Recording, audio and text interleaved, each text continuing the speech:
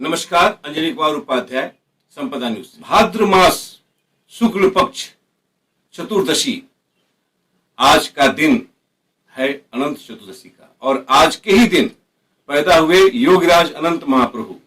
आज के दिन मनाया जाता है अनंत महाप्रभु की जयंती। एक ऐसा संत जिसके रोम रोम से ओम शब्द की ध्वनि निकलती थी। आश्रम बरहज अनंत पीठ स्थापित है इस महान संत के नाम से। आश्रम बरहज में मां सरजू जी स्वयं आती थी इस संत को स्नान करने के लिए। अर्थात कभी भी अनंत महाप्रभु मां सरजू के तट पर नहीं गए स्नान करने के लिए, मां सरजू स्वयं आ जाया करती थी। संत के कदम रखते ही आश्रम के सभी सूखे पेड़ हरे हो गए थे। स्वतंत्रता संग्राम सेनानी विश्वनाथ त्रिपाठी की चाची मां अफलातून ने महाप्रभु को माना था अपना पुत्र। अनंत महाप्रभु उन्हें देते थे मां का सम्मान। 139 वर्ष पूर्ण करने के बाद 140वें वर्ष में इन्होंने लिया समाज।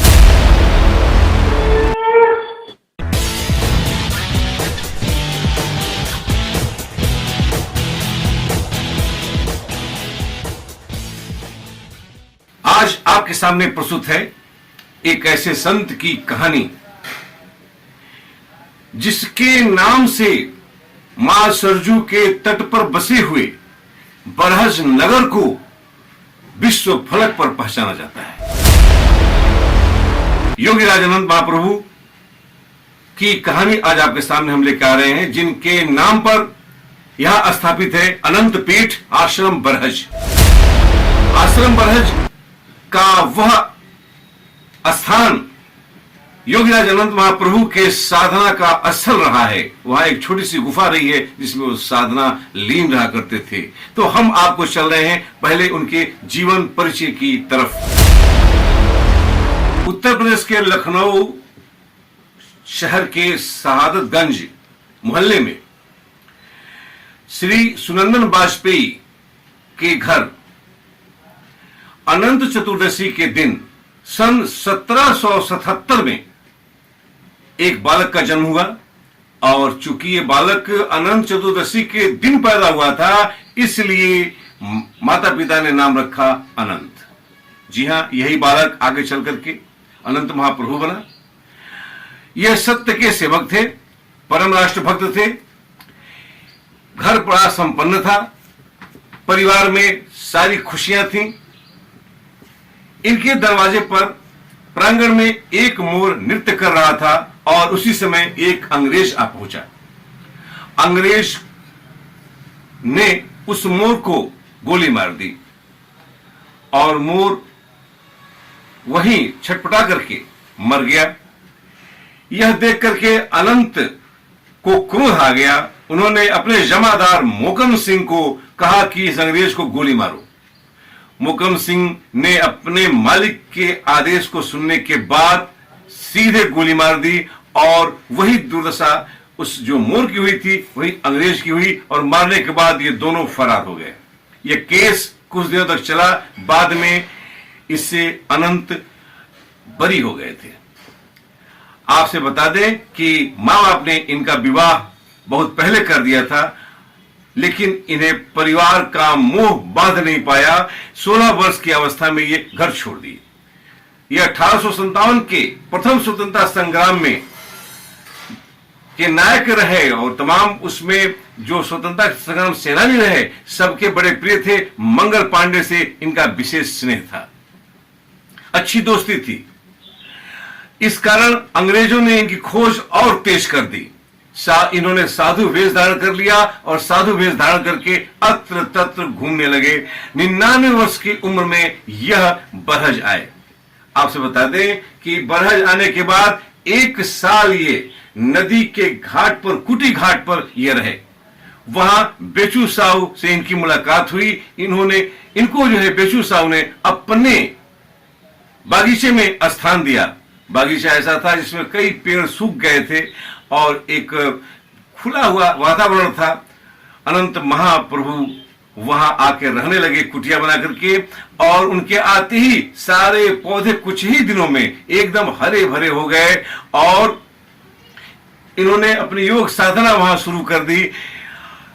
बेचू साहब इन्हें बहुत मानते थे, इनके लिए गाय की व्यवस्था कर दी। ये गाय का ही दूध पीते थे और वहां अपनी साधना करते रहते थे। ऐसा कहा जाता था कि 24 घंटे में ये सिर्फ एक बार 1 घंटे के लिए निकलते थे। इनके साथ कई कहानियां हैं। धीरे धीरे इनकी ख्याति बढ़ गई, लोग आने लगे और वह स्थान काफी लंबा चौड़ा होता गया। लोगों का स्नेह इनके प्रति बढ़ता गया। ऐसा कहा जाता है कि एक बार बेचू साहू के घर पर एक बार जो है शादी विवाह पड़ा परिवार में उनके, और विवाह भी बड़ा राष्ट्रीय विवाह था। ऐसा कहा जाता है कि बेचू साहू ने यह पूछने के लिए कि कितने बाराती आएंगे, एक बहुत बड़े बर्तन में मटर के दानों को भेज दिया कि बाराती अवश्य इतना लेके आइएगा। तो उधर से जो है लड़के पक्ष वालों ने उसी बर्तन में तिल का, जितना तिल आ सकता था उतना तिल भेज दिया कि इतने बाराती आएंगे, गिन लीजिए। बड़ा भीषण बारात आया और पूरा नगर जो है में उसकी व्यवस्था की गई। कई कुएं खुदवाए गए, कई रंगशालाएं बनाई गई।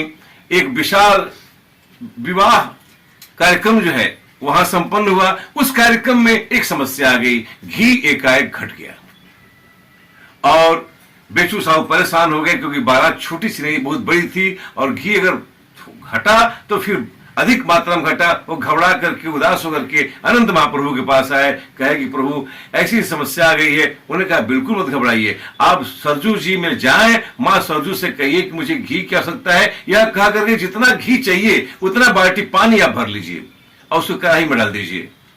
ऐसा ही हुआ। बेचू साहब मां सरजू के तट पर गए, प्रार्थना किए और उनके जल को लाकर कढ़ाई में डालते गए और जितना जल डालते वो सब घी बनता चला जाता।